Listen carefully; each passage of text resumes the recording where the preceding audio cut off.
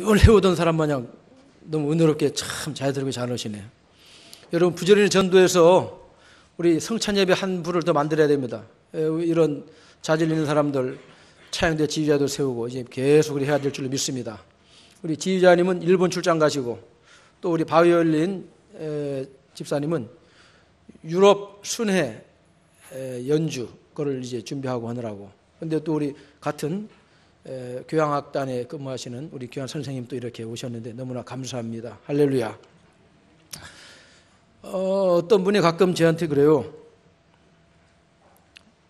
목사님과 사모님도 싸우십니까? 제가 이제 대답을 해드릴게요. 저도 어떤 때는 교회에 오고 싶지 않은 충동을 느낄 때가 있습니다. 우리 집사람하고 교회에서 마주치기 싫어서. 그렇습니다, 여러분. 목사 부부도 싸웁니다. 안 싸우는 부부가 있다면 옛날 동화책에 나오는 선녀와 나무꾼 부부일 겁니다. 현실적으로는 존재할 수가 없어요. 여러분의 가정은 어떻습니까? 부부가 서로 다투는 것, 내용을 보면 나라와 민족을 위해서 다투는 일이 없습니다. 조국의 경제 부흥을 위해서 다투는 일이 없습니다. 뭐 연평도 사건 터진 것 때문에 다투는 일 없습니다.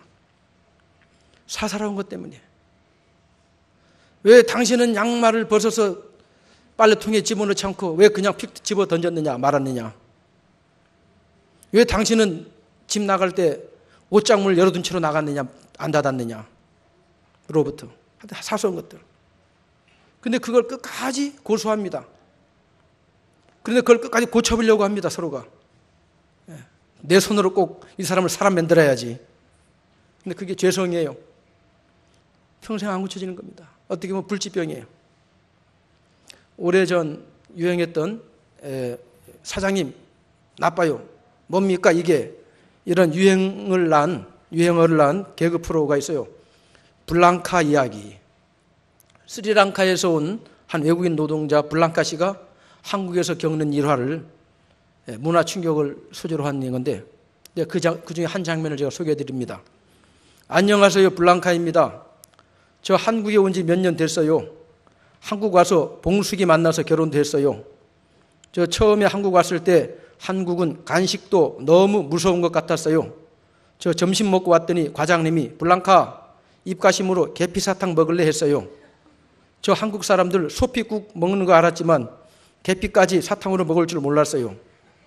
저 드라큘라도 아니고 무슨 계피로 입가심 하냐고 싫다고 했더니 과장님이 그럼 눈깔 사탕은 어때 하셨어요.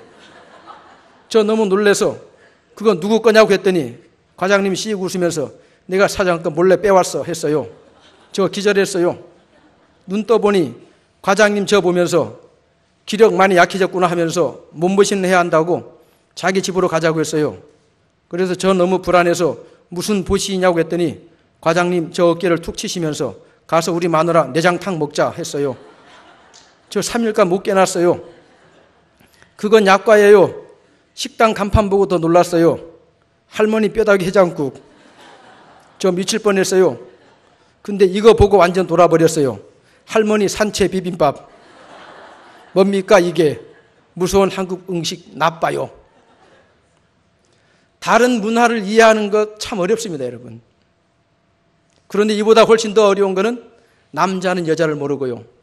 여자는 남자를 모릅니다. 존 그레이 박사가 써서 선풍적인 인기를 끌었던 책 화성에서 온 남자, 금성에서 온 여자. 한 사람은 화성 출신, 한 사람은 금성 출신. 남자가 여자를 서로 모르는 채 살아요. 서로 사용하는 언어도 뉘앙스가 틀립니다. 남자가 하는 뉘앙스, 여자가 하는 뉘앙스, 행동 방식도 다 틀려요. 도저히 한 지붕 밑에서 함께 살 수 없는 근원적 차이가 있는 사람들끼리 만나서 결혼한다는 거죠. 예를 들면은요, 남자들은요, 저도 이것 때문에 우리 집사람하고 자꾸 핀잔을 드릴 때가 있어요. 차를 운전해 가다가 길을 모르면 길을 잃을 때가 있습니다. 근데 우리는 남자들은 길을 묻는 걸 싫어합니다. 물어보는 걸. 근데 여자들은 이해하지 못합니다. 아니 모르면 차를 세우고 물으면 되는데 왜 구태여 가다가 엉뚱한 데 가가지고 또 돌아가고 하느냐. 남자는 실패한 모습을 보여주기를 싫어합니다. 실패한 모습을 보이는 것을 치욕으로 생각합니다. 남자가 실패했을 때에 바로 일어서지 못하는 것은 실패하는 모습을 보여주기 싫기 때문입니다. 그래서 실패한 남자는 동굴 속으로 숨어 들어갑니다. 그곳에서 아내나 혹은 가족들이 실패한 인간이라고 비웃으면 남자는 다른 동굴로 찾아 나섭니다. 노숙자로 살아가든지 아니면 저 세상으로 가든지 하는 겁니다. 여자들이 이걸 모른다는 거죠. 남자의 심리를. 남자가 여자의 잔소리를 듣기 싫어하는 이유는 그 소리가 자신의 패배를 지적하고 정죄하거나 책망하는 소리로 들리기 때문입니다. 남자와 여자가 서로를 몰라도 너무도 모른 채 결혼식만 올리면 환상과 꿈이 이루어질 것으로 착각하고 결혼 준비보다는 결혼식 이벤트 준비에 더 공을 들이는 요즘의 세태입니다. 오늘 읽은 본문은 하나님이 세상을 창조하실 때 가장 심혈을 기울였던 부분입니다. 바로 창조의 중심에 인간이 있는 것이죠. 하나님이 형상대로 창조하셨습니다. 그리고 남자와 여자를 창조하셨는데 그들에게 두 가지 복을 주셨어요. 하나는 땅에 충만하고 땅을 정복하고 다스리라는 노동의 복을 주셨어요. 그리고 또 하나는 주님 안에서 참 쉼을 누릴 수 있는 안식의 복을 주셨습니다. 그리고 세 번째, 위대한 가정의 축복을 주셨습니다. 직접 하나님께서 중매를 서시고 주례까지 하셨어요.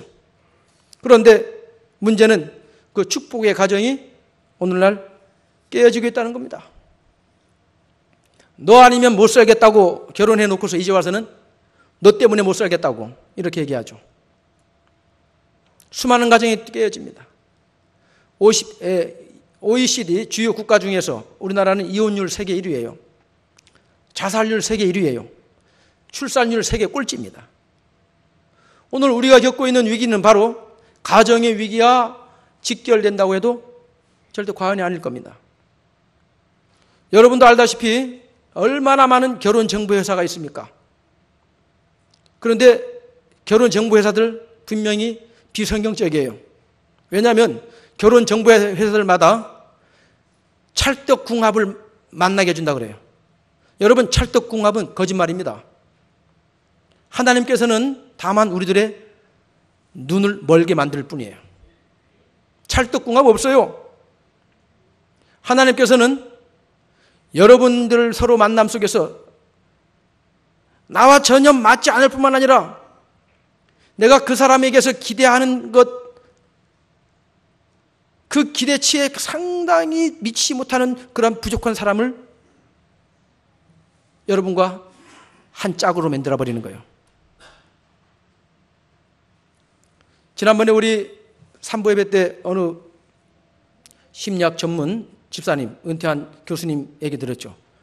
어느 신혼부부 신부가 찾아와가지고 그 정신과 의사에게 상담합니다. 선생님, 저 미치겠어요. 왜? 우리 오빠가 결혼 전에는 정말 저 하늘의 별을 따라줄 것처럼 했고 저 하늘의 구름이라도 태워줄 것처럼 그렇게 저한테 얼마나 잘해줬는데요. 이제 결혼하니까 자기 손 하나 까딱하지 않으려고 그래요. 어떻게 하면 좋아요? 나 썩은 것 같아요. 그러니까 그 정신과 그 은퇴한 노 교수님이 하시는 말씀이 오빠가 변한 것이 아니라 드디어 본정신으로 돌아온 겁니다. 본정신으로. 그런데 왜 우리는 결혼합니까?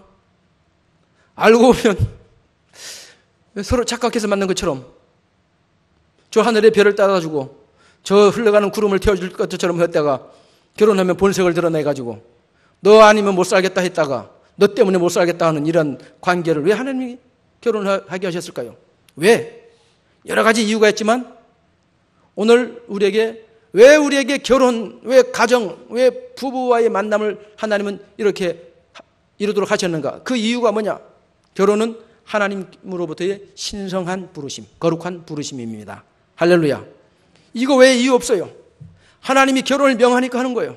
믿습니까? 하나님께서 세상 만물을 창조하실 때 매일매일마다 창조한 작품을 보면서 보기에 좋았더라 그랬어요. 그리고 마지막 인간 창조까지 완성하시고는 보기에 심히 좋았다 그랬어요. 그런데 그 보기에 심히 좋았다라는 인생이 혼자 살아가는 모습을 볼 때 하나님은 보기에 좋지 않았더라 그랬어요. 이건 실패했다는 것이 아닙니다. 뭔가 하나님께서 완전한 인간의 창조하신 목적을 이루기 위해서 하나님께서 무엇인가 이제 예비된 게 있다는 그런 뜻이죠. 그게 채우지 않으면 여전히 하나님 보시기에 좋았더라가 아니라 하나님 보시기에 좋지 않았더라. 무엇이? 혼자 사는 거. 남자가 혼자 사는 거. 혼자 사는 것이 좋지 않았더라. 그래서 일단 하나님은 아담에게 많은 모든 종류의 집짐승, 가축들, 그리고 들짐승들, 그리고 공중에 나는 모든 새들을 아담 앞으로 다 이렇게 이끌어왔습니다. 그리고 아담이 그들을 무엇라 부르는가 보셨어요. 그래서 아담이 이름을 붙였습니다. 그리고 오늘날 수많은 종류의 새들, 뭐 앵무새, 뭐 인꼬새, 무슨 뻐꾹새, 종달새, 뭐 이런 새들, 그거 다 하나님이 이름 붙인 게 아니에요. 아담이 이름을 붙였어요. 이름을 붙인다는 것은 무엇입니까? 이름을 명한다는 것은 그를 다스린다는 거예요. 지배권이 있다는 거죠. 그래서 하나님께서는 아담이 이름 붙이는 대로 다 허락하셨어요. 왜? 아담을 통해 하나님은 세상을 다스리시길 결정하셨기 때문이죠. 자, 그렇게 다 했는데 아담이 모든 것을 다 끝냈는데 왠지 마음이 허전합니다. 뭔가 좀 허전해요. 그 수많은 종류의 짐승과 새들 가운데서 자신과 함께할 진정한 배필을 찾지 못했기 때문입니다.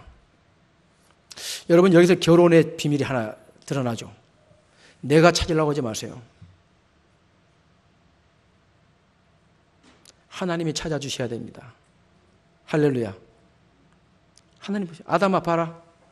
다 내가 다 확인해라. 그러니까 네가 다 이름 붙여라. 아담이 다 이름까지 붙여보면서 너는 내가 완전히 파악하고 있어. 내가 완전히 파악하고 있는 사람이기 때문에 다스릴 수 있고 그렇기 때문에 이름을 부르는 거죠. 아담 보니 없는 거예요. 아유, 내 짝은 없네. 이상 천지에 내 짝이 어디 있나? 있죠. 자기 안에 있는 것입니다. 할렐루야. 그래서 하나님께서 아담을 잠들게 했어요. 이 잠이라는 것은 그냥 자는 잠이 아니라 한번 죽음과도 같은 잠이죠. 예수님께서 십자가에서의 죽으심을 통하여 우리를 이 세상에 나게 한 것처럼, 교회를 나게 한 것처럼 깊은 잠을 재우셨어요. 그리고 갈빗대 하늘을 뽑아서 그것으로 여자를 만드셨고, 그리고 하나님이 직접 그 여자를 아담에게 데리고 오셨어요. 이 장면을 보면 결혼식 때 아버지가 딸을 데리고 오잖아요. 먼저 기다리고 있던 남편에게 아버지가 딸을 이렇게 인계하는 그 장면을 연상시키지 않습니까, 여러분?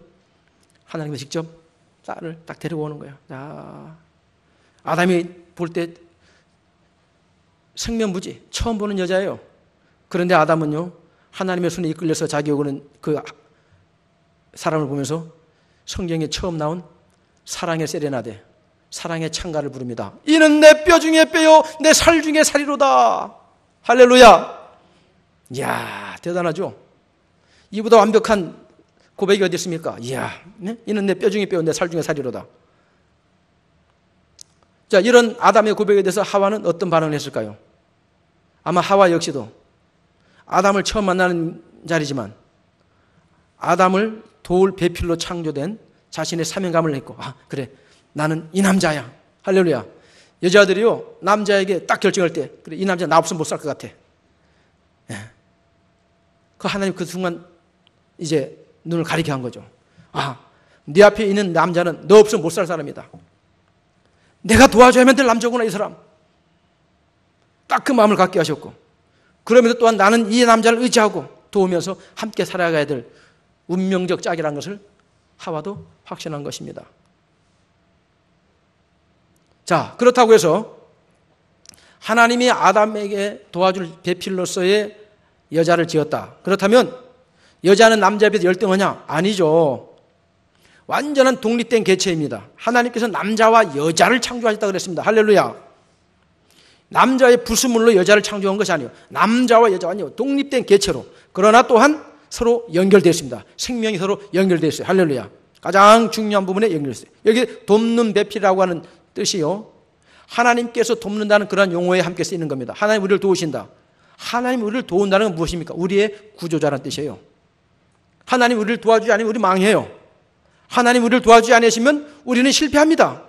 하나님께서 우리를 도와주지 않으면 우리는 인생의 꽃도 피워보지 못한 채 죄악의 한없는 나락으로 빠져들어가다가 결국 마지막 영원한 둘째 불못의 사망의 심판을 받을 수밖에 없어요. 하나님이 우리를 도와주셔야만 돼요. 하나님이 우리를 도와주신다는 것은 하나님이 우리를 구조해 주신다는 뜻입니다. 돕는 배필이라는 것은 구조자라는 뜻이에요.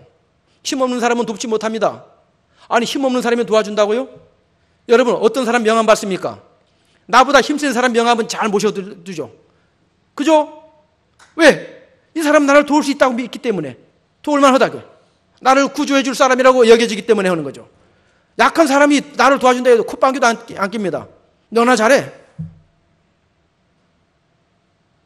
남자가 여자의 돕는 배필이라는 것은 열등한 존재가 아닙니다. 어떤 면에서는 구조자예요. 그 여자 안 만났으면 그 남자 인생 끝난 거예요. 할렐루야. 또 비참하네. 또 그 남자 안 만났으면 그 여자 역시도 자신의 삶의 존재를 피워보지 못한 채 그냥 사라지는 거예요. 피차간에 서로가 없어서는 안 될 존재로서의 개체적이지만, 그러나 독립적이지만, 그러나 운명처럼 생명으로 연결된 짝을 만나게 해주신 줄로 믿습니다. 그래서 매튜 헨리라고 하는 유명한 성경 주석에는 이 부분이 이렇게 나와 있어요. 하나님께서는 하와가 아담 위에 군림하거나 그의 지배를 받는 존재가 아니고 그와 동등한 위치에 설 수 있도록 그의 옆구리에서 그의 보호를 받을 수 있도록 그의 팔 밑에서 그의 사랑을 받을 수 있도록 심장에서 가장 가까운 갈빗대로 지으셨다. 이렇게 해석하고 있어요. 할렐루야. 남자와 여자는 우열이나 종속적 관계가 아닌 서로 사랑하고 동등한 입장에서, 대등한 입장에서 아끼고 도와주고 보호하며 상대방의 부족을 채워줌으로 서로 간에 온전한 인간됨을 이룰 수 있는 역할 분담의 관계를 가지고 창조되었고 만났다는 사실을 믿으시면 아멘 하시기 바랍니다. 그리고 하나님께서 이렇게 아담과 하와로 하여금 부부의 연을 맺게 하시고 하나님 직접 결혼식 주례를 하셨어요. 결혼식 주례. 자, 첫 번째, 남자여 부모를 떠나라입니다. 뭐라고요? 첫 번째, 남자여 부모를 떠나라. 자식은 때가 되면 자기를 낳아주고 길러주신 부모의 슬하를 떠나서 새로운 삶을 개척해야 된다는 뜻이에요. 60만 함께 살던 부모 곁을 떠나는 것이 아니라 하나님이 짝지어 주시는 배필과 더불어 새로운 창조적 출발을 하라, 그런 뜻입니다. 이게 바로 두 번째예요. 부모를 떠나 아내와 합하라입니다. 이게 두 번째 결혼식의 원칙이에요. 그리고 세 번째 결혼의 주례의, 하나님 결혼식 주례의 세 번째 결혼의 원칙은 뭐냐? 둘이 한 몸을 이루라예요. 둘이, 자, 부모를 떠나라. 부모를 떠나 아내와 합하라. 어디까지? 둘이 한 몸을 이루라. 자, 마음과 뜻과 생각을 같이 할 뿐만 아니라 가치관도 같고 종교도 같고 이거 하나 될 뿐만 아니라 남편과 아내 사이에만 허락된 특수한 육체적 관계를 통해서 두 사람이 영혼육이 혼연일체가 되라는 것입니다. 할렐루야. 이 같은 결혼의 참된 의미와 본질을 깨닫게 되면 우리의 결혼 생활은 거룩한 예배가 될 줄로 믿습니다. 오늘날 불륜이 만연하고 가정 파탄, 이혼, 부모가 없는 고아보다 부모가 멀쩡히 살아있는 고아들이 더 많은 오늘날 이 시대의 이 아픔을 많은 부분 해소할 수 있게 될 줄로 믿습니다. 그래서 이 아담과 하와는 하나님 만드신 행복한 기쁨의 동산에서 단란하고 행복한 신혼의 단꿈을 누리게 된 줄로 믿습니다. 여러분, 남자가 부모를 떠나 아내와 합하여 한 몸을 이루라. 이 하나님의 신성한 결혼으로의 부르심, 이 결혼의 부르심 앞에 오늘 우리들은 응답했습니다. 또 앞으로 응답할 청년, 처녀들, 총각들이 있습니다. 결혼의 진정한 목적과 가치는 하나님 앞에서의 신성하고 거룩한 만남인 것입니다. 하나님을 경배하고 하나님을 기쁘시게 해드리는, 하나님 보시기에 좋았더라 하는 그러한 목적을 이루기 위한 만남이라 하는 것입니다. 그냥 서로 간에 육신적 차원에서의 외적인 면, 세상적인 면만을 보고 만나게 되면 결국 그 결혼 생활이라고 하는 것은 결국은 하나님이 특별한 섭리로 붙잡아주지 않는 이상 육신의 능력으로는 지속해 나갈 수가 없는 것입니다. 그렇기 때문에 오늘 본문은 오늘 우리에게 무슨 말씀해 주느냐, 제가 왜 제목을 너희 부끄러워하지 아니하니라 왜 이렇게 본문을 정했느냐 하면, 이 하나님의 은혜 안에서의 이 신성한 결혼의 그 목적을 알고 만났을 때는 서로 벌거벗었을 때 서로 부끄러워하지 않았다는 겁니다. 벌거벗었다는 게 뭡니까? 자기를 완전히 발가벗긴 채 모든 걸 있는 그대로 다 드러냈다는 겁니다. 내 자신을 벌거벗은 모습 그대로 드러냈을 뿐만 아니라 상대방의 벌거벗은 모습도 그대로 다 보게 됐다는 거죠. 그런데 우리는요, 벌거벗은 모습을 보여주기를 싫어하고 또 다른 사람의 벌거벗은 모습을 보는 것도 싫어합니다. 부끄러워하죠. 그래서 이 부끄러움에 있어서도요, 동양 사람들의 부끄러운 동기와 서양 사람들의 부끄러움의 동기가 다르다 그럽니다. 동양 사람들은 수치심 때문에, 수치심은 뭐냐? 다른 사람이 나를 어떻게 볼까 하는 남의 평가, 남의 눈을 의식한 부끄러움이에요. 그런데 서양 사람들의 부끄러움은 뭐냐? 내면의 양심의 소리에 대한 부끄러움이에요. 즉 죄의식으로 인한 부끄러움. 동양 사람들은 주변의 의식, 시선에 의한 부끄러움. 이래저래 자신도 부끄럽고 벌거벗은 상대방도 부끄럽고, 그런데 태초의 부부인 아담과 하와는 부끄러운 게 없었어요. 자신의 있는 모습을 그대로 다 보여주는 것도 전혀 부끄럽지 않았고 죄의식도 없었고요. 이 사람이 나를 어떻게 평가할까에 대한 그러한 수치심에 대한 두려움도 없고요. 또 상대방의 벌거벗은 모습을 보면서도 전혀 부끄러워하지 않았습니다. 할렐루야. 이게 어떻게 해서 가능한 겁니까, 여러분? 어떻게 해서? 서로를 있는 그대로 용납하기 때문인 것입니다. 용납이요, 용납. 내가 원하는 모습을 요구하는 것이 아니라 하나님이 이루어 놓으신 그대로를 감사함으로 인정하고 받아들이는 거예요. 이게 바로 선악과를 따먹기 전에 인간의 원천적 본성입니다. 할렐루야. 그렇기 때문에 내가 보는 견지에서 내가 좋은 모습, 내가 원하는 바대로의 반려자, 배우자를 요구하는 게 아닙니다. 진정한 크리스찬의 결혼은요, 내가 원하는 사람을 만나려고 하지 마세요. 하나님께서 나의 반려로, 나의 돕는 배필로서 하나님이 예비한 짝을 구하시기를 주의 이름으로 축원드립니다. 내 보기에 좋았다가 아니라 하나님 보시기에 좋았다라는 짝을 구하시기를 주의 이름으로 축원합니다. 근데 정작 그렇게 만났는데 보통 이게 틀린 게 아니에요. 사사건건이 다릅니다. 아까 말씀드렸죠. 저도 가끔은 교회 나오기 싫어진다고. 왜 그럴까요? 여기에 비밀이 있어요. 여기에 결혼의 비밀이 있어요. 결혼은 우리를 성화시키는 길입니다. 성화. 우리의 거룩함을 만들어가는 거예요. 만약 여러분이 원하는 모든 조건을 다 갖춘 사람과 결혼했다고 생각해 보세요. 하나님의 사랑을 배울 길이 없습니다. 하나님의 한없는 자비와 용서와 오래 참음을 배울 길이 없어요. 무조건적인 하나님의 그럼에도 불구하고의 사랑을 배울 길이 없어요. 다행히도 완벽한 배우자인 줄 알았는데 나하고 다른 점 너무나 많고 내가 원하는 요구 조건을 하나도 충족시키지 못하는 사람을 만남으로 말미암아 우리는 예수님의 마음을 배우게 되는 거예요. 하나님의 마음을 배우게 되는 거예요. 하나님이 나를 향한 어떠한 사랑을 베푸셨는지를 현장에서 우리의 삶 속에서 체험하게 되는 줄로 믿습니다. 여러분, 가장 가까이 있는 사람 앞에서 당신은 크리스찬입니다 하면 그 사람은 진짜 크리스찬이죠. 강단에 서 있는 목사님, 여러분들에게 가장 훌륭한 남편으로 가장할 수 있습니다. 최고의 남편으로 가장할 수 있습니다. 그러니까 모르고 목사님 부부도 싸웁니까? 물어보죠. 그러나 나를 가장 잘 아는 한 여자 앞에서의 나는 진짜 좋은 남편이냐? 그건 다른 문제입니다.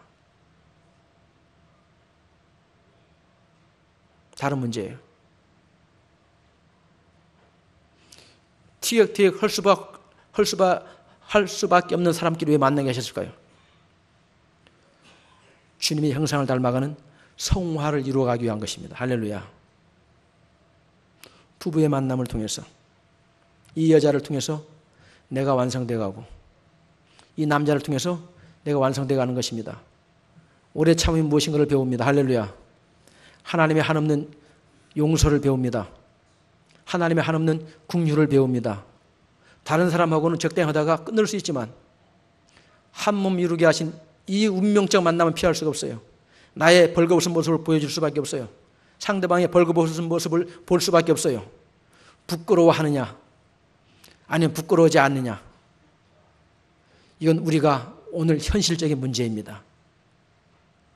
사랑하는 성도 여러분,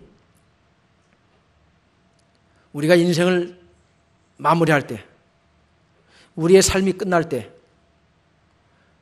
내가 살면서 얼마나 많은 돈을 벌었는지, 내가 얼마나 많은 지위를 누려봤는지 그런 것은 기억조차 나지 않는답니다. 이 세상을 떠나면서 찬란한 광채가 우리의 심령에 쫙 비춰올 때 그 밝은 광채 속에서, 그 영상 속에서 파노라마처럼 쫙 지나가는 게 무엇이냐? 사랑했던 나의 반려자와 나의 배우자와 함께, 자녀와 함께 얼마나 질적으로 충만한 관계를 누렸느냐입니다. 이것 때문에 후회하는 거예요. 이것 때문에 가슴 아파하는 거예요. 테레사 수녀가요, 노벨상 평화상을 받았을 때 그날 기자가 물었습니다. 세계 평화를 위하여 가장 긴급한 일이 무엇이라고 생각합니까? 그때 테레사 수녀가 웃으면서 기자에게 말하기를, 기자 선생님, 빨리 집에 돌아가서 가족을 사랑하는 것이 가장 긴급한 일입니다. 할렐루야. 서로의 완성을 위해서 만난 나의 반려,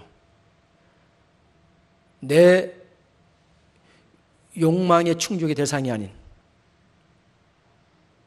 하나님의 기쁨이 되기 위한 서로의 만남, 우리 주 안에서 인정하시기를 주의 이름으로 축원합니다. 당신 때문에 나는 주님의 사랑을 배우고 있어요. 감사합니다. 당신 때문에 나는 한없는 긍휼과 용서가 무엇인지를 배우고 있어요. 감사합니다. 당신 때문에 허물을 덮어주는 십자가의 사랑이 무엇인가를 나는 배우고 있어요. 감사합니다. 할렐루야. 기도하겠습니다.